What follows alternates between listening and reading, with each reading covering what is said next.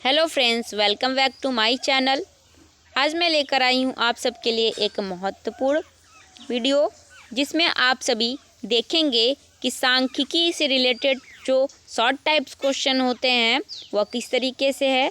सांख्यिकी स्टैटिक्स से रिलेटेड आप सभी के लिए बहुत ही महत्वपूर्ण वीडियो बनेगी। यह क्वेश्चन जो इसमें आप सभी को क्वेश्चन बताए गए हैं, यह क्वेश्चन आपके जियोग्राफी और इकोनॉमिक्स दोनों के लिए बहुत ही इम्पोर्टेंट है।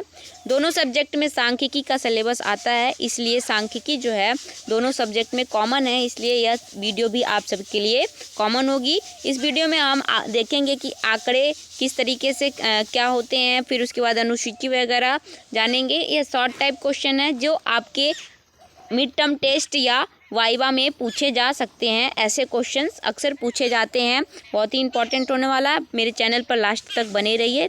और मैं इसके बाद नेक्स्ट वीडियो ज्योग्राफी और इकोनॉमिक्स के आंसर की बहुत जल्द लेकर आने वाली हूँ, तो बने रहिए, आंसर की भी देखिए, क्योंकि प्रीवियस ईयर क्वेश्चन पेपर जो होता है वो इस ईयर के एग्ज़ाम्स के लिए क्या होता है, बहुत ही इम्पॉर्टेंट हो जाता है।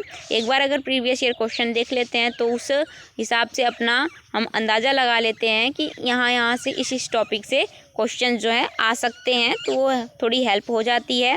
तो मैंने प्लेलिस्ट बना रखा है जियोग्राफी का और एलिमेंट्री स्टैटिक्स इकोनॉमिक्स का भी, दोनों प्लेलिस्ट में आप सभी जाके देख लीजिए। बहुत सारे टॉपिक्स जो हैं पढ़े हुए हैं यहाँ पे। तो अब चलते हैं, क्वेश्चन देखते हैं। क्वेश्चन दिया है पहला, आंकड़े किन विधियों से एकत्र किए जाते हैं। तो आंकड़े जो है वो प्राथमिक व द्वितीयक स्रोतों द्वारा एकत्र किए जाते हैं। मैंने इकोनॉमिक्स के एलिमेंट्री स्टैटिक्स में चैप्टर में पढ़ा है आंकड़े संकलन की विधियाँ, वहाँ पे आप सभी बुक का कंटेंट जाकर देख लीजिए। अभी मैं बुक के कंटेंट को ही सिर्फ ले आई हूँ। अभी मैं इम्पॉर्टेंट क्वेश्चंस और आंसर की के साथ साथ न्यूमेरिकल क्वेश्चंस को भी सॉल्व कराएंगे। अभी पहले पूरा बुक का कंटेंट कंप्लीट हो जाएगा, तब जितने चैप्टर्स और यूनिट हैं बुक में। आगे चलते हैं। तीसरा प्रश्न दिया है कि आंकड़ों के प्राथमिक स्रोत से आशय क्या है। तो जो आंकड़े प्रथम बार व्यक्तिगत रूप से अथवा व्यक्तियों के समूह अथवा संस्था या संगठन द्वारा एकत्र किए जाते हैं, आंकड़ों के प्राथमिक स्रोत कहलाते हैं। चौथा प्रश्न है, आंकड़ों के द्वितीयक स्रोत से क्या तात्पर्य है। तो जो आंकड़े किसी प्रकाशित या अप्रकाशित साधनों द्वारा एकत्र किए जाते हैं, आंकड़ों के द्वितीयक स्रोत कहे जाते हैं। नेक्स्ट फिफ्थ क्वेश्चन है। फिफ्थ क्वेश्चन क्या है, बोल रहा है कि प्राथमिक आंकड़ों के स्रोत कौन कौन से होते हैं। तो प्राथमिक आंकड़े के स्रोत जो है व्यक्तिगत प्रेक्षण, साक्षात्कार, प्रश्नावली, अनुसूची, सुदूर संवेदन, वायु फोटोचित्र आदि प्राथमिक आंकड़ों के स्रोत होते हैं। प्रश्न छठवां है, प्रश्नावली से क्या तात्पर्य है। तो प्रश्नावली क्या है, प्रश्नों के माध्यम से लोगों के विचारों को जानने की क्रिया को हम क्या कहते हैं, प्रश्नावली कहते हैं। जिसके लिए हम क्या करते हैं, प्रश्न के समूह बनाते हैं कि क्या क्या प्रश्न कब कैसे किससे पूछना है, तो उस तरीके से हम लोगों के विचारों को जान पाते हैं। आगे सातवां क्वेश्चन है, अनुसूची किसे कहते हैं। अब अनुसूची किसे कहते हैं, तो प्रश्नावली से मिलते जुलते जांच पड़ताल से जुड़े प्रश्न अनुसूची कहे जाते हैं। अब नेक्स्ट क्वेश्चन है, अनुसूची और प्रश्नावली में क्या अंतर है। तो 8th यहाँ पे दिया हुआ है कि प्रश्नावली और अनुसूची में क्या अंतर है। तो यहाँ दिया है, प्रश्नावली में उत्तर देने वाला प्रश्नावलियों को स्वयं भरता है, जबकि अनुसूची में परिगणक उत्तर देने वाले से प्रश्न पूछकर उसे स्वयं भरता है। प्रश्न 9वां है, द्वितीयक आंकड़ों के स्रोत कौन कौन से हैं। तो द्वितीयक आंकड़ों के स्रोत सरकारी प्रकाशन, प्रलेख, प्रतिवेदन आदि द्वितीयक आंकड़ों के प्रमुख स्रोत हैं। प्रश्न 10 है, निरपेक्ष आंकड़ा अथवा कच्चा आंकड़ा किसे कहते हैं। तो निरपेक्ष आंकड़ा किसे कहते हैं, जब आंकड़े अपने मूल रूप में पूर्णांक की तरह प्रस्तुत किए जाते हैं तो उन्हें निरपेक्ष आंकड़ा अथवा कच्चा आंकड़ा कहते हैं।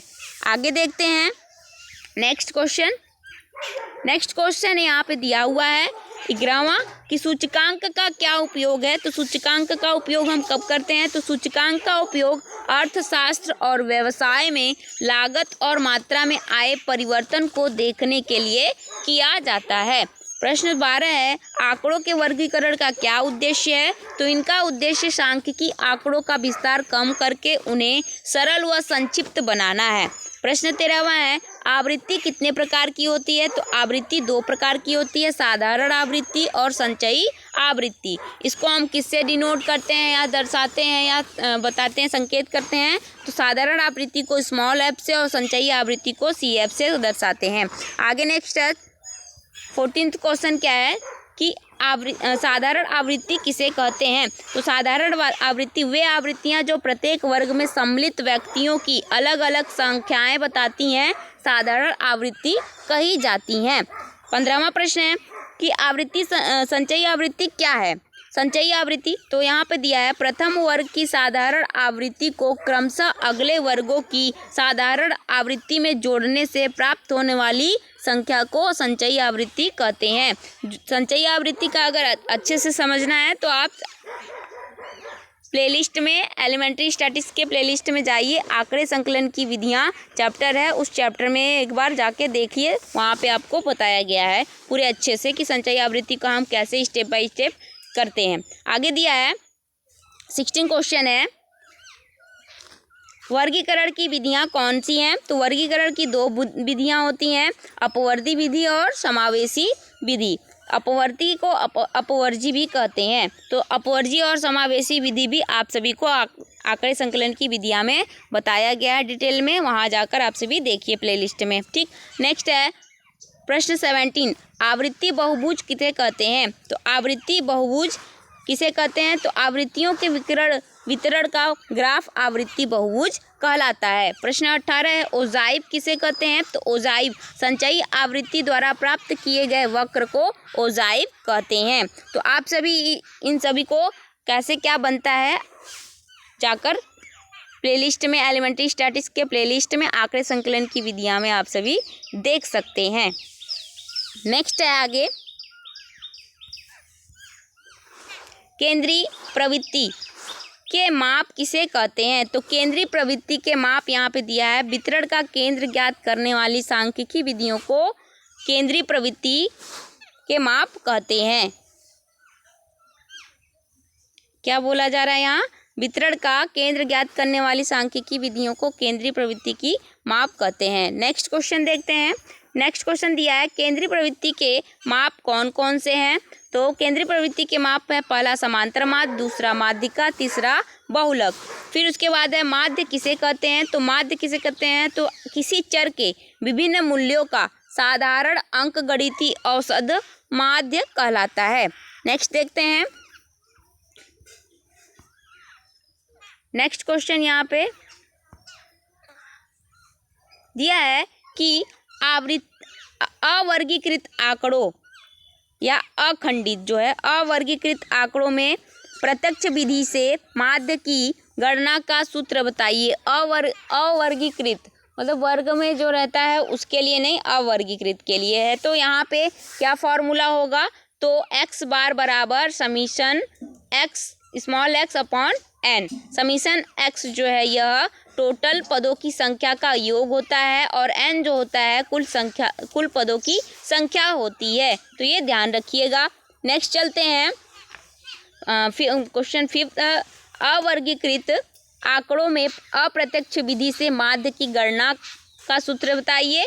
तो क्या होगा? x बार बराबर a plus summation d upon n। तो ये जो होता है a, यहाँ ये एज्यूम मीन होता है जिसको हम कल्पित माध्य कहते हैं, जिसे हम मान लेते हैं कोई भी एक कुल आवृत्ति के पदों की संख्या में से कोई एक हम कल्पित माध्य मीन मान लेते हैं, तो उसको ए को एज्यूम मीन कहते हैं। समीशन डी जो होता है एज्यूम मीन द्वारा और कुल फ्रीक्वेंसी आवृत्ति के द्वारा जो प्राप्त होता है वह समीशन डी होता है और एन जो होता है कुल पदों की संख्या होती है। आगे देखते हैं 6 क्या बोल रहा है। 6 बोल रहा है कि वर्गीकृत आंकड़ों व्यवस्थित समंकों में प्रत्यक्ष विधि से माध्य ज्ञात करने का सूत्र क्या होगा? तो समीशन बार बराबर summation f x upon n. तो यहाँ पे एन जो है वो क्या है?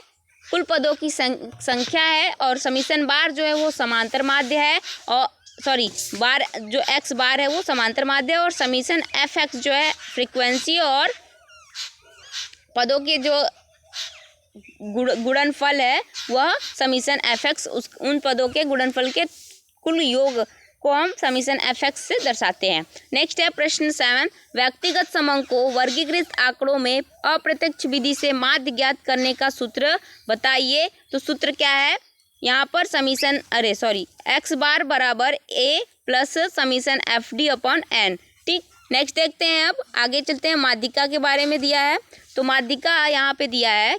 माध्यिका किसे कहते हैं? जब किसी श्रेणी के पदों के विस्तार को आरोही अथवा अवरोही क्रम में रखा जाता है तो मध्य का पद माध्यिका कहलाती है। मीन मीडियन मोड अगर जानना है तो एलिमेंट्री स्टैटिक्स के प्लेलिस्ट में जाइए, चैप्टर देखिए केंद्रीय प्रवृत्ति की माप, जिसमें आपको मीन मीडियन मोड तीनों का पूरा डिटेल बताया गया है। नेक्स्ट क्वेश्चन देखते हैं, प्रश्न 9, माध्यिका को कौन से प्रतीक से अभिव्यक्त किया जाता है? तो m के द्वारा जो है कैपिटल M के द्वारा जो है माध्यिका को प्रदर्शित किया जाता है।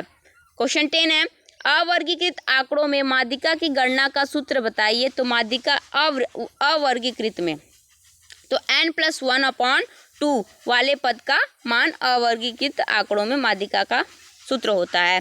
नेक्स्ट देखते हैं यहाँ पर प्रश्न 11, वर्गीकृत आंकड़ों में माध्यिका ज्ञात करने का सूत्र क्या होता है? तो कैपिटल M बराबर small l plus small i upon small f, फिर ब्रैकेट में capital N/2 minus capital C। आगे देखते हैं, प्रश्न 12 है, बहुलक को परिभाषित कीजिए। तो किसी श्रेणी में जिस मान की सर्वाधिक पुनरावृत्ति होती है वह मान बहुलक कहलाता है। प्रश्न 13 है, प्रकीर्णन से क्या तात्पर्य है? तो प्रकीर्णन से तात्पर्य केंद्रीय प्रवृत्ति के माप से विभिन्न मूल्यों के बिखराव अथवा विषमता की मात्रा से है।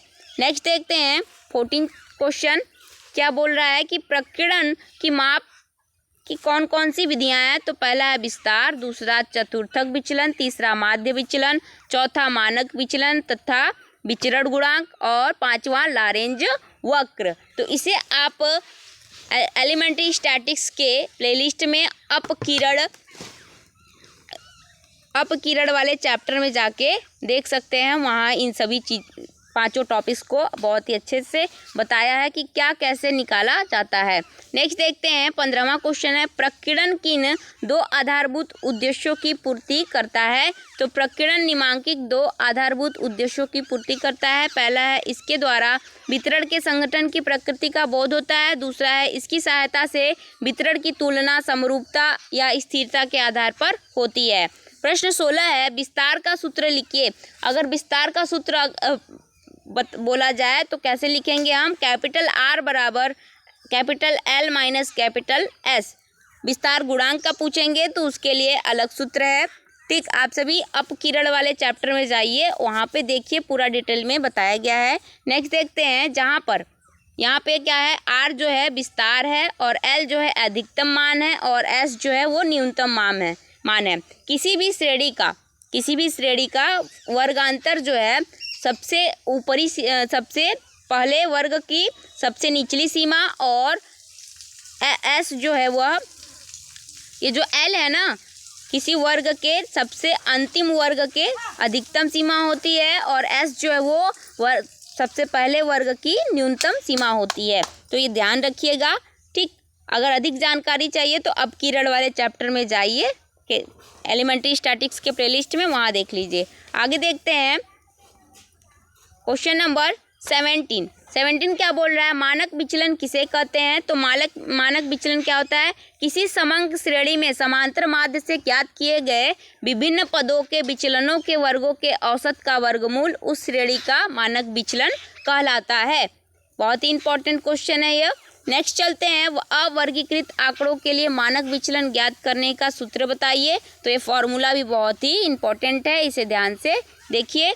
यहाँ पे दिया है कि स्मॉल सिग्मा बराबर summation x square upon n, जिसमें स्मॉल सिग्मा क्या होता है? मानक विचलन होता है, स्टैंडर्ड डेविएशन होता है, और समीशन x स्क्वायर जो है वो माध्य से विचलनों के वर्गों का योग होता है और कैपिटल N जो है वो पदों की संख्या होती है। तो ये अवर्गीकृत आंकड़ों के लिए मानक विचलन का सूत्र है। 19वां प्रश्न है, वर्गीकृत समंकों के लिए मानक विचलन की गणना सूत्र लिखिए। तो मानक विचलन की गणना सूत्र क्या होगा? Small sigma i into root summation f x square n minus summation f x dot upon n square जो है ये ब्रैकेट में हो जाएगा। ठीक, तो ये ध्यान रखिएगा, याद रखिएगा। फिर नेक्स्ट देखते हैं क्वेश्चन नंबर 20। विचरण गुणांक का सूत्र लिखिए। तो विचरण गुणांक जो होता है CV कोएफिशिएंट वेरिएबिलिटी जो है यह क्या होता है? CV का फुल फॉर्म होता है विचरण गुणांक। तो विचरण गुणांक बराबर होता है मानक विचलन बटे माध्य गुणे 100। तो मानक विचलन क्या है? Small sigma upon n। ठीक, आगे देखते हैं। यहाँ पे दिया है प्रश्न 21। सहसंबंध से क्या तात्पर्य है? तो सहसंबंध से तात्पर्य दो चरों के मध्य अनुरूपता अथवा साहचर्य की प्रकृति एवं गहनता से है। यहाँ प्रकृति एवं गहनता का आशय दिशा एवं मात्रा से है, जिसके अनुरूप दो चर परस्पर विचरण करते हैं। प्रश्न 22 है, स्पीयरमैन का कोटि आकार का सहसंबंध ज्ञात करने का सूत्र क्या होगा? तो यहाँ पे ये फॉर्मूला दिया हुआ है, याद रखिए। नेक्स्ट देखते हैं 23 क्या बोल रहा है? सहसंबंध की गहनता के मापक का विस्तार कितना रहता है? तो सहसंबंध की गहनता के मापक का विस्तार -1 से +1 के मध्य रहता है, ये याद रखिएगा। नेक्स्ट देखते हैं, अब आगे यहाँ दिया हुआ है कि आंकड़ों के प्रदर्शन का आशय स्पष्ट कीजिए। तो आंकड़ों के प्रदर्शन का आशय क्या होता है? तो दृश्य विधि जैसे आलेख, आरेख, मानचित्र और चार्ट द्वारा आंकड़ों के रूपांतरण को आंकड़ों का प्रदर्शन कहते हैं। प्रश्न 2 है, आरेख क्या है? तो आरेख जो है वो सांख्यिकी आंकड़ों का सूक्ष्म से सूक्ष्म प्रदर्शन आरेख कहलाता है। यह सरल एवं सामान्यकृत होता है, जैसे दंड आरेख, वृत्त आरेख, रेखा ग्राफ आदि। नेक्स्ट देखते हैं प्रश्न 3 है कि मापनी का उपयोग किस लिए किया जाता है? तो मापनी का उपयोग आरेख तथा मानचित्रों पर आंकड़ों की माप को प्रदर्शित करने के लिए किया जाता है। प्रश्न 4 है, निर्देशिका क्या है? तो निर्देशिका मानचित्र और आरेख में उपयोग किए गए रंगों, छाया, प्रतीकों और चिन्हों की व्याख्या करती है। निर्देशिका या संकेतक मानचित्र पर प्रतक पर बने बाईं ओर और दाईं ओर दर्शाई जाती है। नेक्स्ट देखते हैं, रेखा ग्राफ किसे कहते हैं? तो रेखा ग्राफ तापमान, वर्षा, जनसंख्या वृद्धि, जन्म दर, मृत्यु दर से संबंधित समय क्रम के आंकड़ों को ग्राफ पर प्रदर्शित करना रेखा ग्राफ कहलाता है। प्रश्न 6 है, दंड आरेख किसे कहते हैं? जब किसी आरेख को दंड अथवा स्तंभ के रूप में प्रकट किया जाता है तो उसे दंड आरेख कहते हैं।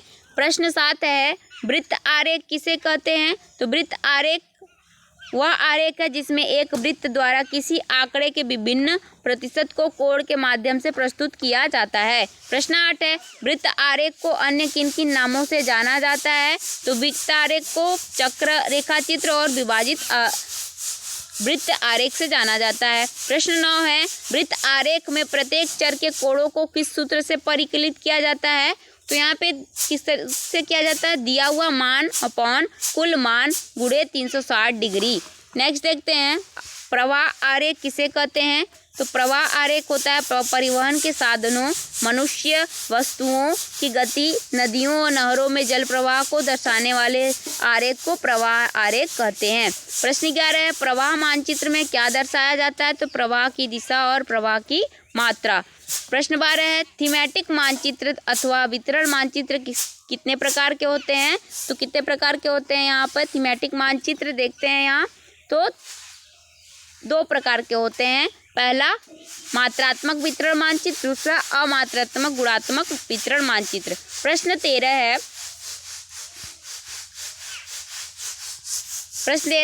वर्णमात्री मानचित्र से क्या अभिप्राय है? वर्णमात्री मानचित्रों को आंकड़ों की विशेषताओं जो कि प्रशासकीय इकाइयों से संबंधित होती हैं को दर्शाने के लिए खींचा जाता है, जैसे जनसंख्या घनत्व, साक्षरता वृद्धि दर, लिंग अनुपात आदि। सममान रेखा किसे कहते हैं? तो सममान रेखा वह काल्पनिक रेखा है जो समान मान वाले स्थानों को मिलाकर खींची जाती है, सममान रेखा कहलाती है। आगे देखते हैं, 15वां प्रश्न है, सममान रेखा को कोई दो उदाहरण दीजिए। तो समताप रेखा, समदाब रेखा। प्रश्न 16 है, छेपक किसे कहते हैं? तो सामान्यतः समान मानों के स्थानों को जोड़ने वाली समान रेखा को चित्रण छेपक कहलाता है।